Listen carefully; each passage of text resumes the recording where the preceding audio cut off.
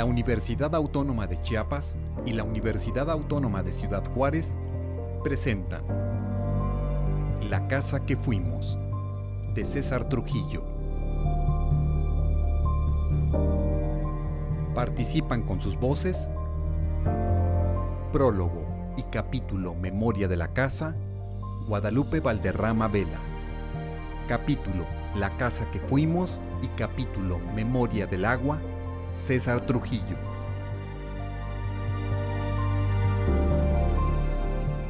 La casa que fuimos, de César Trujillo.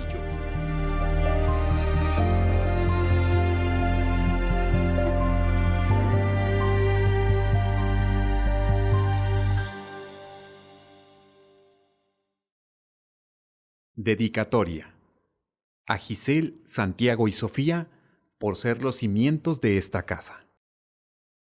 Cuando los árboles hayan desaparecido, todos podremos leer poemas de Robert Frost y sentirnos tristes. Benjamín Alire Sáenz, El libro de lo que permanece. De lo personal al entorno, un prólogo a la casa que fuimos.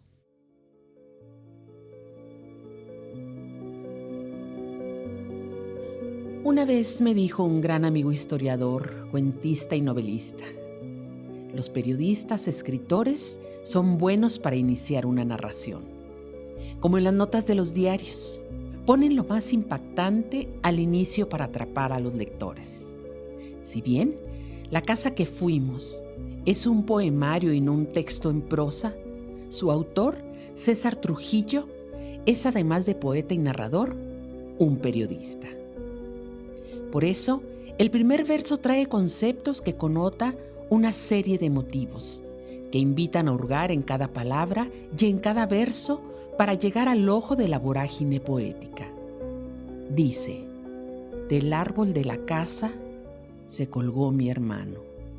El espacio para comenzar a atender las imágenes que conformarán la casa que fuimos se construye a partir de ahí, de ese primer verso con sus palabras primigenias: árbol, casa, colgar y hermano. Un espacio significado porque, sea en el mundo real o en el ficcional, nunca es un espacio neutro, inocente, es un espacio significante. Es decir, se ha creado un contexto simbólico con el contraste del yo poético, lo personal, y su entorno, lo otro. En el primer momento se conjugan la muerte, el sentimiento de pérdida y su consecuencia, el dolor. En el segundo se encuentra la casa, quienes la habitan, o sea, la familia y la posibilidad de sanación, la esperanza. Este contraste se presenta a través de las tres partes del poemario: la casa que fuimos, memoria de la casa y memoria del agua. Metaforizar sobre la casa es metaforizar sobre el recuerdo. Es el lugar donde la memoria comienza a guardar los primeros hechos vividos conscientemente. Por eso, nadie olvida su primera vivienda. Desde ahí inicia la creación del yo, incluso desde el vientre materno. La primera y verdadera casa segura se forman recuerdos en el inconsciente. Lo vivido en lo habitado moldea el interior del ser humano. Por eso Bachelard asegura que, si nos preguntaran cuál es el beneficio más precioso de la casa, diríamos: la casa alberga el ensueño, la casa protege al soñador, la casa nos permite soñar en paz. Pero, ¿qué sucede cuando ese espacio nos resguarda? ¿Qué pasa cuando ahí se vive él o los horrores que marcan el recuerdo para siempre? Del árbol de la casa se colgó mi hermano, dice la voz poética. Un hecho que desemboca en poemas de dolor en la primera parte del texto. Hay silencio, transformación personal y familiar. La voz poética no habla en primera persona del singular, sino en plural. Enmudecimos, no volvimos a ser los mismos. Fuimos lo negro de la noche. Pero también la misma voz poética señala el rostro de la muerte, siempre presente, en la tristeza y desesperanza de quienes la habitan. Una familia partiendo en la locura, integrada por el yo, el abuelo, el padre y la madre. El dolor por la pérdida se metaforiza en conceptos que denotan ese vacío, esa violencia interna de la que habla Edgar Morin. Son techo que se desploma, silencio, abismo, oscuridad, lo negro, deriva, ahogo, locura, tierra extranjera, polvo, pájaro sin cobertizo o, como en el Popol Vuh, ulular del tecolote. No hay que olvidar que en toda casa en un momento dado tiene que haber duelo. Todas las puertas se abren para que alguien se vaya sin retorno. Pero se desea que la muerte sobrevenga en la cama, en la intimidad de la propia casa. Tanto desde el camastro de un hospital como desde la lujosa clínica asciende el grito de los moribundos que suplican que se les regrese a su casa. Sin embargo, aquí esa armonía temporal fue rota. Vuelve la voz poética a recordar esa ausencia. Es la danza de un cuerpo guindado desde un árbol. En la segunda parte, Memoria de la casa, la familia es más amplia. Habla la voz poética de sí mismo, de la abuela, los tíos, la madre. No obstante, quien se convierte en protagonista de los poemas es el abuelo. Volvemos al contraste entre lo personal y lo otro. Yo y no yo. La voz poética y su entorno formado por las cosas y animales que lo rodean y la familia. Pero de nuevo al centro, la casa o, mejor dicho, dos casas. La primera es el presente. Se construye a partir del sueño. Hay adobe, púas, humo, tortillas, café, animales, polvo. Es poetizar la vida cotidiana del abuelo que remedia lo que puede y pide y llora por lo que no logra cambiar. En la mesa da gracias a Dios, bendice los frijoles, las tortillas, la carne y las verduras, para luego pedir por los desamparados, los sin techo, los que observa morir en su camino. La segunda es el pasado, el recuerdo no de muerte, sino de injusticia. Si la casa, como dice Bachelard, protege, desalojar a alguien de su vivienda es quitarle el resguardo, pero simbólicamente es romper la memoria y todo rompimiento es doloroso.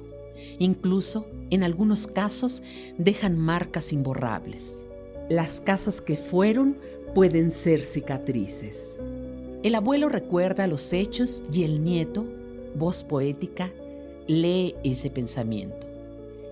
El abuelo mira al horizonte, como si las llamas que consumen la casa aún le quemaran los ojos.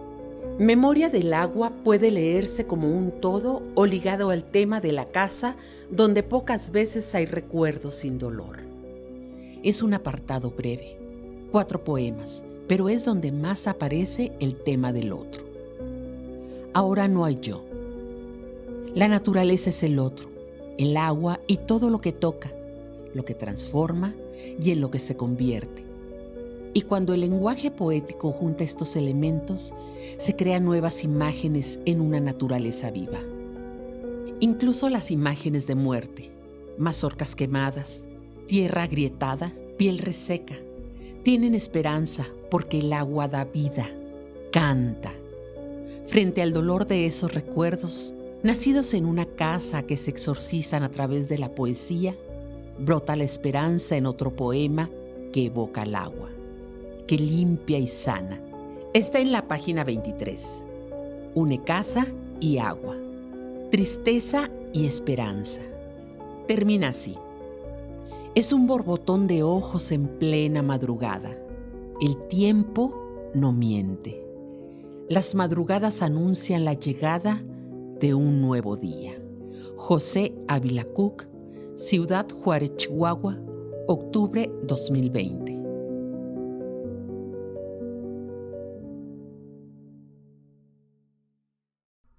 Capítulo La casa que fuimos. Partimos la soledad como el pan más amargo. Juan Bañuelos, Oboe Nocturno.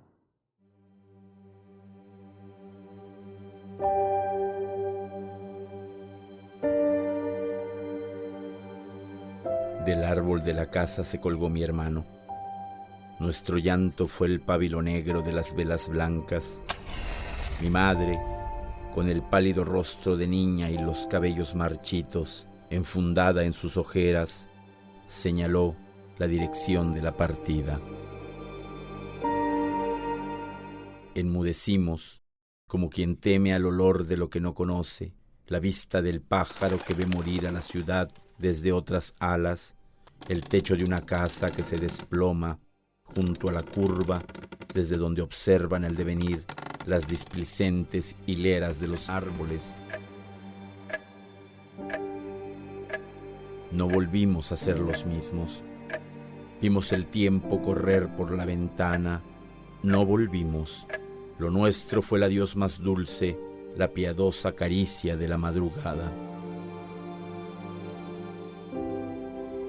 Guardar silencio en la distancia para no perderse entre las voces del pasado, desentendernos, no ser lo que somos, evitar morir.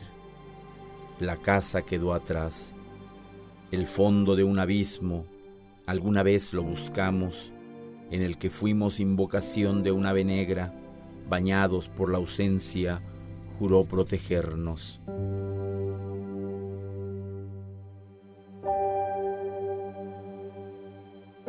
Nuestro pasado descansa sobre la tersa sábana. Las heredamos del pasado. Con la piel de nuestros padres caminamos a la deriva. El último aliento de mi hermano escondió el ulular del tecolote. Es la danza de un cuerpo guindado desde un árbol lo que pesa del tiempo. Pensar en nuestra casa, las paredes donde la lluvia es un borbotón de ojos en plena madrugada. La lluvia se colaba por los huecos de las láminas, mojaba las sábanas hasta encharcarse, se ahogaba, como una bestia miraba en la ventana con los ojos en blanco. Bajo el goteo de lo que no se nombra, fuimos lo negro de la noche.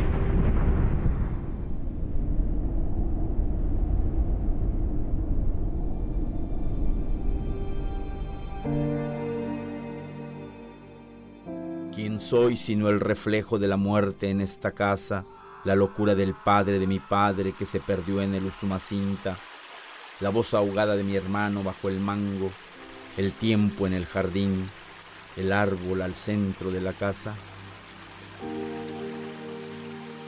Tras la muerte quedó la luz de un cuerpo en tierras extranjeras, una familia partiendo en la locura, la risa del que ataca, el sendero de hormigas cargando su destino.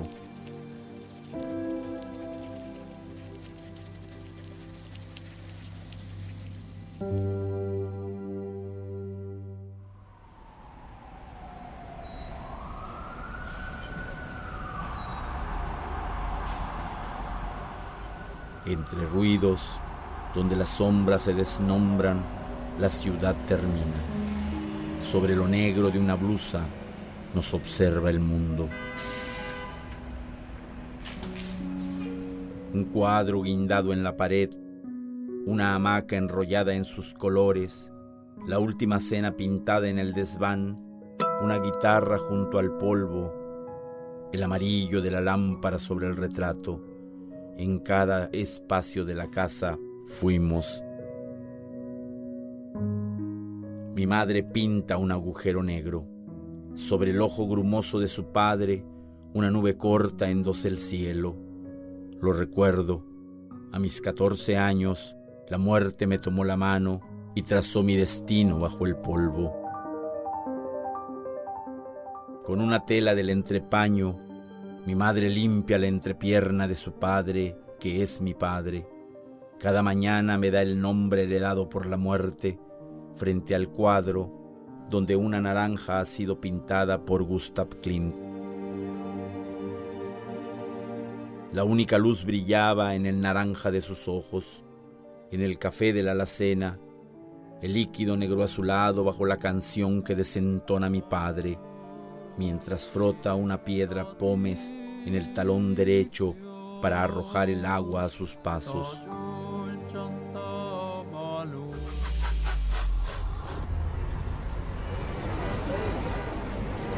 La ciudad bajo el bullicio espera. Somos pájaros sin cobertizo, sin árbol al centro de la casa, sin hermano muerto, sin ventana, con la lengua de un volcán que nos nombra desde el fuego. Afuera del pueblo se ven los techos y fachadas, ni el agua del puente parece salpicarnos. Con su fuerza trae rodando piedras que pronuncian los nombres de lo que alguna vez quisimos ser. Mi madre piensa que pintar es un modo de pasar a la historia sin la melancolía entre los dedos que se trozan en la caricia de un pincel, sin los esbozos de esa casa de adobe donde el viento canta y baila guindado de una rama el cuerpo de mi hermano.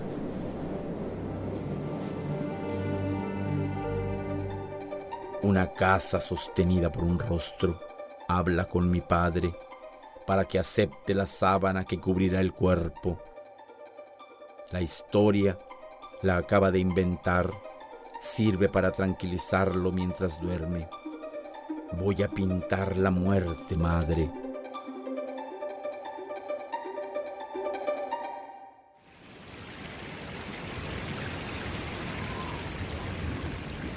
Con un vestido rasgado en la entrepierna, mi padre enmarca su locura. Fuimos las aguas del Bazcán, la silueta embaída en la sombra del árbol, la expulsión en los cuadros donde una sombra guarda el polvo de la tarde. Bajo la oscuridad del cuarto apenas rozamos las manos. En una caja blanca sepultaron mi infancia. Ser el polvo del desván, aullido del viento, voz que nombra la locura del padre en lengua ajena al miedo.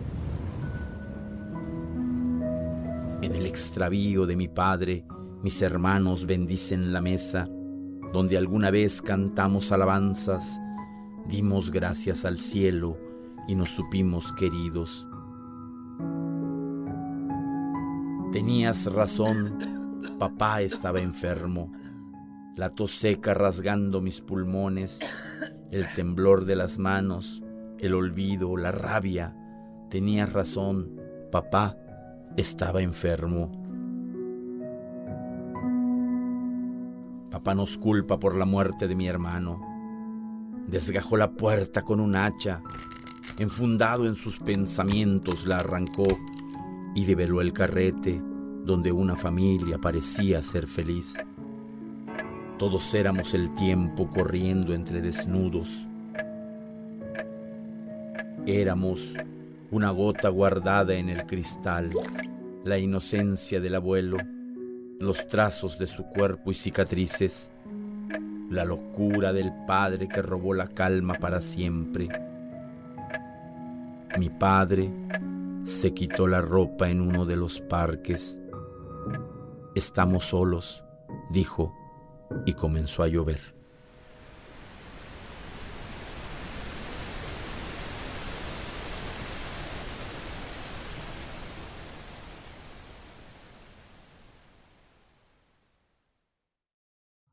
Capítulo Memoria de la casa. En mi casa se contaban estas historias. No tienen país de origen. He vivido la infancia sin articular palabra. Óscar Oliva, Lascas.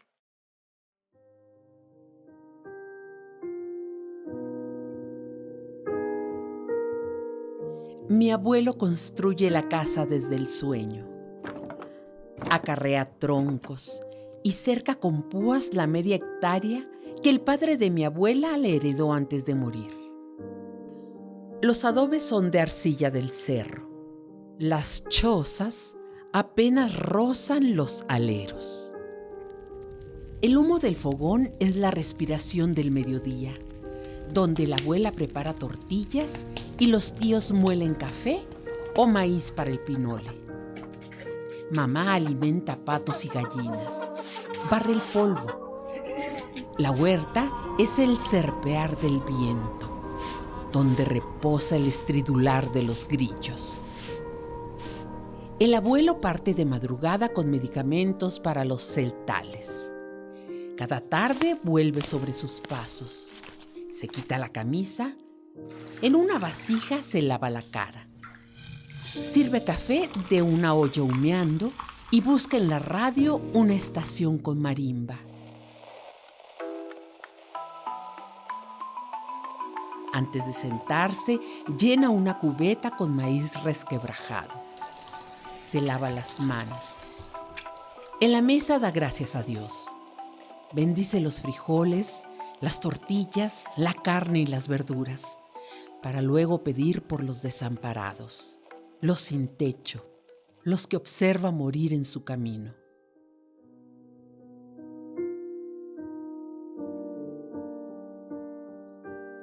Antes de las 4 salen a repartir el pan. Mi madre lleva de la mano a su hermanito. Las calles son un lamento que apenas acaricia el pasto con los dedos.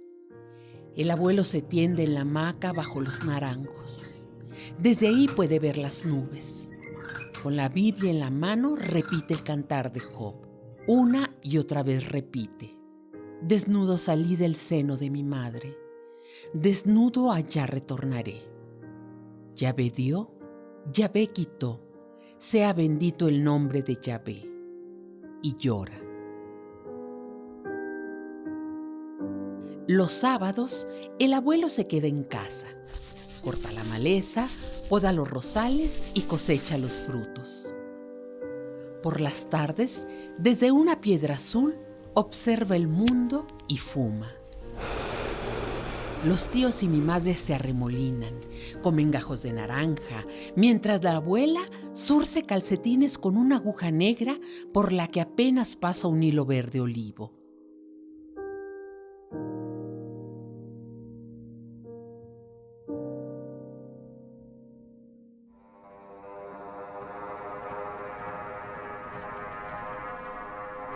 Cuando estaba en el vientre de mi madre nos corrieron.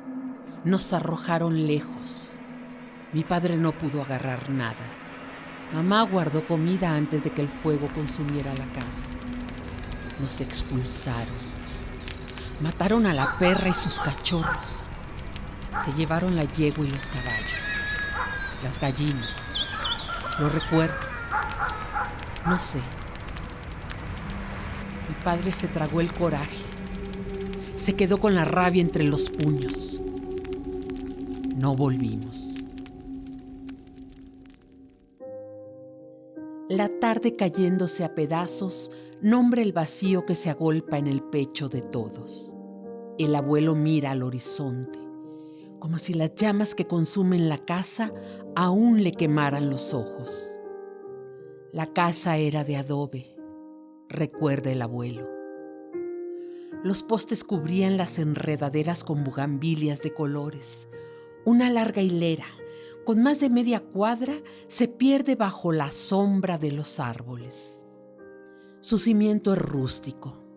Sus bases de piedra azul que cargaron desde el río 3 muchachos desplazados por el hambre.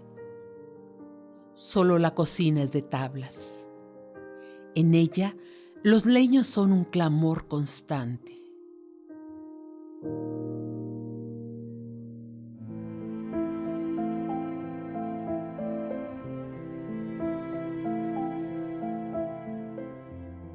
Cuando empezaron a construirla, recuerda a mi madre. El abuelo ordenó que las zapatas fueran grandes y hondas para que nadie pudiera demolerla. Los hombres ponían las bases. Con picos y palas se enterraban bajo la arcilla. La abuela no terminaba de limpiar, mas nunca se quejó de su destino. El abuelo junta las piedras regadas, llena carretillas de grava y arena y las acerca a la construcción, junto a los bultos de cemento, varilla y cal para ganar tiempo. En las noches, luego del café y las tortillas con manteca, se recuesta sobre una butaca con la escopeta en sus muslos y el gatillo en el dedo índice de su zurda. Se queda ahí, mientras sueña con el llanto de su madre, que se acaricia el vientre y lo nombra. Con los ojos abiertos, evita que las llamas que consumen la casa o el patio donde nunca jugó le quemen el pecho. Despierta para que el fuego no lo alcance. Su sueño es la nauyaca inyectando su rabia a la hoja de un machete. Inmóvil, mirando la viga, como si recordara y construyera la casa desde el sueño, bajo las pesadillas, despierta con su padre suplicando. El fuego levanta su lengua quemándolo todo. Noche a noche, la casa se destruye desde el sueño.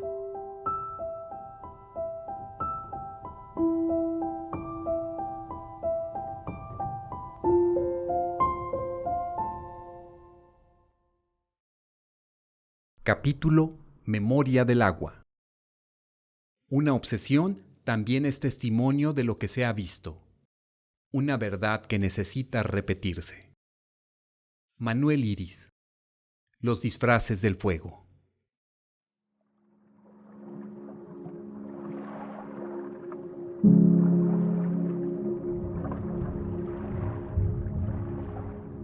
Cuando el agua despierta se estira dentro de su piedra, es las venas de una mano, el relámpago del cielo, la raíz de un eucalipto rasurando la tierra, el diente de leche floreciendo.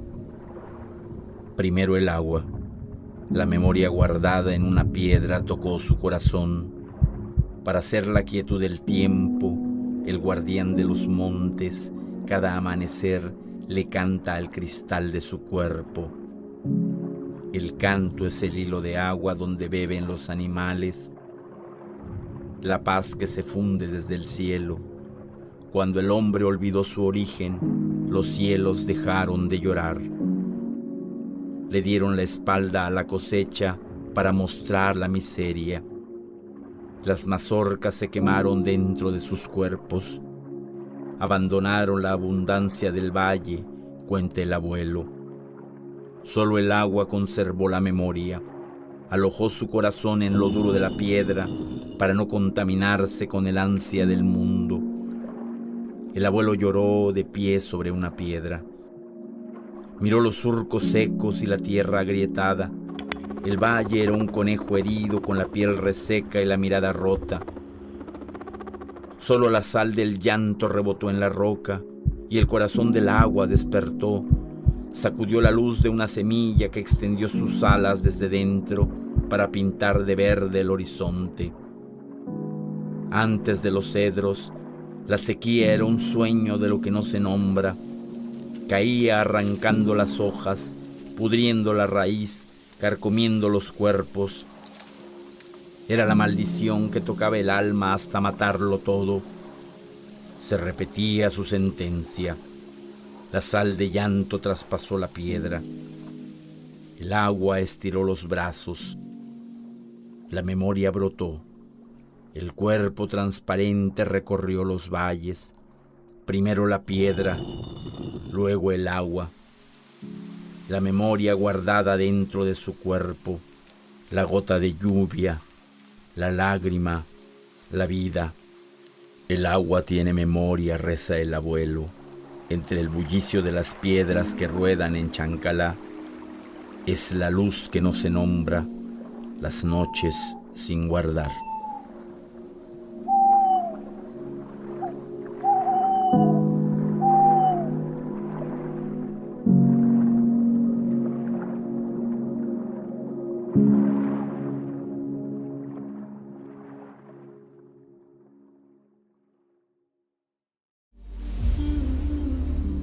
Esta fue una coproducción de la Universidad Autónoma de Chiapas y la Universidad Autónoma de Ciudad Juárez. Edición, musicalización y efectos, Rafael Vaquera Herrera, Hugo César Ríos, Adrián Romero Ponce, Armando Rodríguez Hernández. Voces, César Trujillo, Guadalupe Valderrama Vela, Armando Rodríguez Hernández. Producción audiovisual, Hugo César Ríos. La grabación de las voces se realizó en los estudios de Radio UNACH y UACJ Radio. Para más información sobre este y otros textos, dirigirse a las páginas elibros.uacj.mx y editorial.unach.mx. Correos electrónicos: publicaciones.editorial@uacj.mx y direccióneditorial@unach.mx.